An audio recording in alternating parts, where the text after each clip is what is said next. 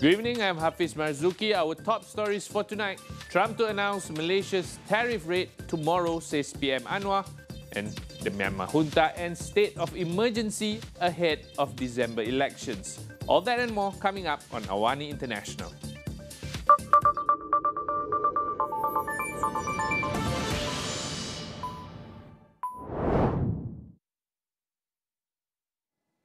President Donald Trump will announce Malaysia's tariff rate on Friday, according to Prime Minister Datuk Seri Anwar Ibrahim. Anwar says Trump informed him of the decision during a phone call earlier today. He said tariff talks were based on the principle of free trade, expressing hope that the new rate will not burden the people and the economy. Anwar also confirmed that Trump will attend the 47th ASEAN Summit in October. Malaysia currently faces a 25% tariff on exports to the US, its largest trading partner. The Trump administration has already struck trade deals with several Asian countries, including Indonesia, Japan and the Philippines, South Korea and Vietnam, ahead of the August 1st deadline.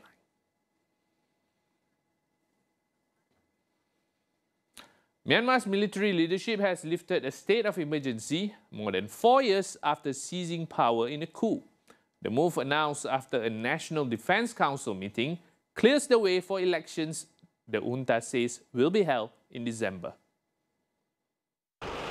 The junta has also formed an 11-member commission led by Military Chief Min Aung Hlaing to organize the vote. No date was announced, but state media says Min Aung Hlaing will remain in charge as interim president until the election. The vote would be Myanmar's first since the 2021 coup that triggered a civil war and widespread unrest. Western governments have rejected the junta-led election as illegitimate, with opposition groups boycotting the vote and international monitors voicing criticism. Earlier this week, the junta introduced a law to protect the election, with penalties including death for those who disrupt the process. We have more after the break. Stay tuned.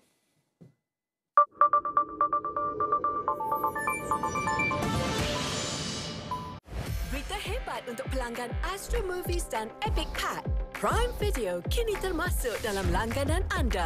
Who's the action hero now? Anda boleh stream 24 jam sehari. Pelbagai filem kesukaan anda. Amazing. On Janab. Hindustan. Amazon Originals. It's big. Are you ready? Serta K-Favorites terkini. Semua ni dan banyak lagi. Kalian pilih video siapa yang akan tayang. Pelanggan Astro Movies dan Epic Pack. Stream Prime Video sekarang dengan Astro. Anda juga boleh langgan Prime Video melalui aplikasi My Astro. Di dalam setiap berita yang dibawa, konteks amat penting.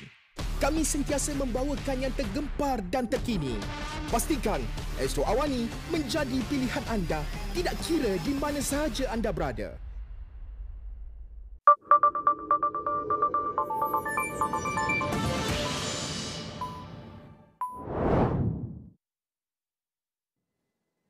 As China moves forward with trade talks, we now look at America's other trading partners. Now, with more nations beginning to lock down trade deals with the US, what can Malaysia get? Associate Professor Dr. Ida Ahmad Yassin from Putra Business School unpacks how any talks should go down with Washington. Since we are a trading nation, we must have our niche products or our niche services. There are certain things that we need to protect too. In this case, I think, Faye, when we talk about negotiating with the US, they are, of course, our big trading partner, the top three. But again, we are talking about short-term and also long-term in terms of the impact of a negotiation. What I'm afraid is when we change certain things in terms of the policy, the impact is a long-term impact. And we don't know whether there is a change later in the US administration, and probably they are going to change again. So this is something which is unstable, you know. So I know from my personal point of view, I think we should, how do I say, not so easy to change our policy, because at the end of the day, we may have to bear the impact of it. I'm talking about the negative negative impact. So we need to weigh these things, not just in the short term, I believe. We have to weigh in the long term. Because when we negotiate to buy certain products, for example, at a high price and so on, we have to bear with it for a long period of time. So I think we should think about the long-term impact if we change our policy towards the US. Ida said services must also be considered in negotiations for a balanced and fair deal. Another thing that I think I would like to bring out here is when we have a negotiation with the US, it is that we are always talking about goods, only goods, because US is saying that we export goods to the US more than US export to Malaysia. So of course it is imbalanced trade in this case. However, in international trade, we have to consider there are two components, goods as well as services. So it seems that we are not talking about the services part of it, because when it comes to data, we can see from the stats department, Malaysia imports services from the US more than US import services from Malaysia. So actually at the end of the day, the trade between Malaysia and US, if you consider both goods and services, we are actually balanced. But it is not balanced because we take only goods. We didn't take the services part of it. So I think that is something that we can bring onto the table. Now, as global supply chains shift, can ASEAN stay competitive or is it losing ground?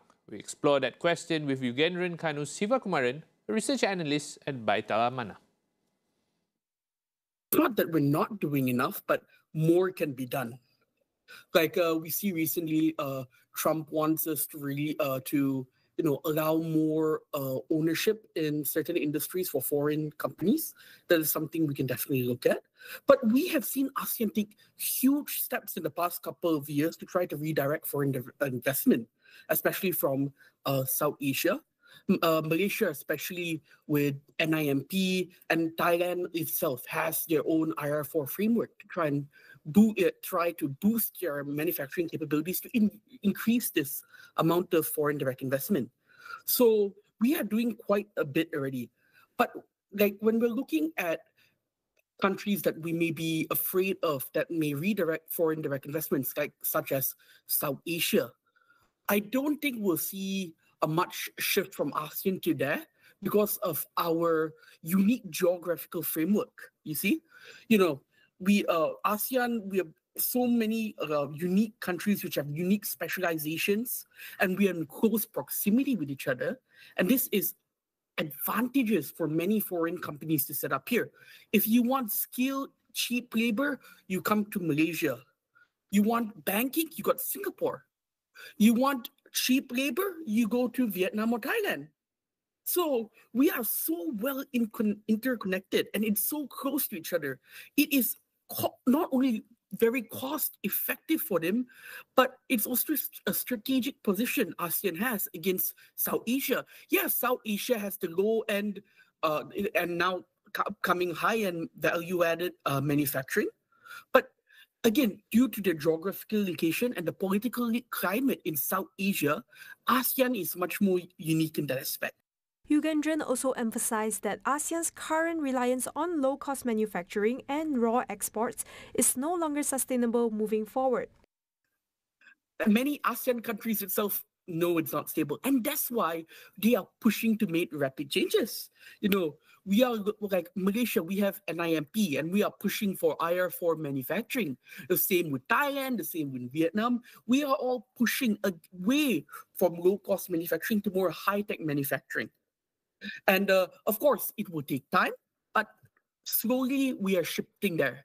Malaysia, I would say we're shifting at a very good pace itself. Because again, it is not sustainable to only depend on low-cost manufacturing. China saw that. China used to be a global hub for low-cost manufacturing, but now we are seeing a lot of the factories shift to Vietnam. And then Vietnam will make that shift, and slowly it just transitions, over time we'll become less reliant on this. Because let's be honest, the real money is from downstream activities. And we will surely shift to the downstream activities because that's where the money at, and that is where we'll see, high value added production, that we will see our technology start to transform. US President Donald Trump has stepped up pressure on Canada after Prime Minister Mark Carney said he intends to recognize Palestine.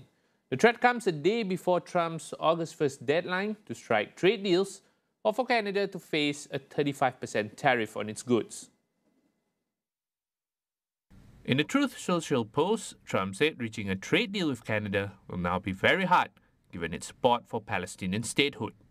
Canada is the United States' second largest trading partner and the largest buyer of US exports. It bought $349.4 billion in US goods last year, while exporting $412.7 billion to the US, according to Census Bureau data. It is also the top US supplier of steel, aluminum, and vehicles, all of which now face potential tariffs. US President Donald Trump has also announced a 15% tariff on South Korea goods, lower than the 25% previously threatened earlier this month. In the Truth Social post, Trump says South Korea has agreed to invest $350 billion for investments owned and controlled by the United States and selected by himself. Trump also added that Seoul would purchase $100 billion in liquefied natural gas and other energy products over the next 3.5 years. However, there appears to be a difference in how the two countries interpret the deal. South Korean President Lee Jae-myung said in a Facebook post that the deal will open doors for Korean companies to expand into the US market, especially in sectors like shipbuilding, semiconductors, batteries, biotech, and energy. Lee highlighted that $150 billion would be allocated specifically for shipbuilding cooperation. Meanwhile, Trump said that Lee is set to visit the White House within the next 2 weeks for his first meeting with the US president. Cambodia and Thailand also joined the growing list of countries striking trade deals ahead of US President Donald Trump's August 1st tariff deadline. Now, the announcement comes just days after the two nations agreed to a ceasefire following deadly border clashes. In an interview with Fox News on Wednesday, US Commerce Secretary Howard Lutnick shared few details but said he was surprised by how quickly the deal came together. The White House and Commerce Department have yet to comment further. Thailand and Cambodia currently face a 36% tariff on exports to the US starting August 1st. Thailand expects to receive final trade deal within 24 hours, with Finance Minister Pichai Chunhavajira saying they are working the last few details. Thailand hopes to secure a final rate between 18 and 20%, similar to its neighbors. Bangkok had proposed greater US market access, promising to drop tariffs on 90% of its product and cut its $46 billion trade surplus by 70% in 3 years. Meanwhile, US President Donald Trump signed an executive order to raise tariffs on Brazil from 10 to 50%. The move comes shortly after US officials say they will sanction a Brazilian Supreme Court judge, accusing him of suppressing freedom of expression. Judge Alexandre de Moraes has been leading an investigation into allegations that Brazil's former right-wing president, Jair Bolsonaro, and his allies had plotted a coup after his 2022 election loss. Bolsonaro has denied the claims, calling Judge Moraes a dictator. In response to the sanctions, current President Luiz Inácio Lula da Silva said it was unacceptable for the US to interfere in the country's justice system. He said, however, that Brazil was willing to negotiate with the US on trade. Trump's tariff hikes will exclude several key Brazilian exports, including energy products, aircraft parts, and orange juice. The US president had previously accused Brazil of attacks on US tech companies and of conducting a witch hunt on Bolsonaro. The UN high-level conference on Palestine has wrapped up in New York with strong backing for a two-state solution. The meeting brings together officials from nearly 130 countries, co-chaired by France and Saudi Arabia. Both Israel and the US were absent from the conference. Speaking ahead of the opening, UN Secretary-General Antonio Guterres warned the two-state solution is at breaking point. He stressed that Palestinian statehood is a right, not a reward, and that denying it empowers extremists. To date, 147 of 193 UN member states have recognized the state of Palestine. During the conference, the UK and Canada also announced plans to formally recognize Palestine at the UN General Assembly in September. Palestinian UN envoy Riyad Mansour said the meeting offers hope for a political horizon that requires the end to Israel's occupation. The Palestinian death toll from ongoing Israeli strikes in Gaza has now surpassed 60,000, with over 140,000 injured. That report wraps up AWANI International tonight. Thank you for watching. I'm Hafiz Marzukhi. Good night.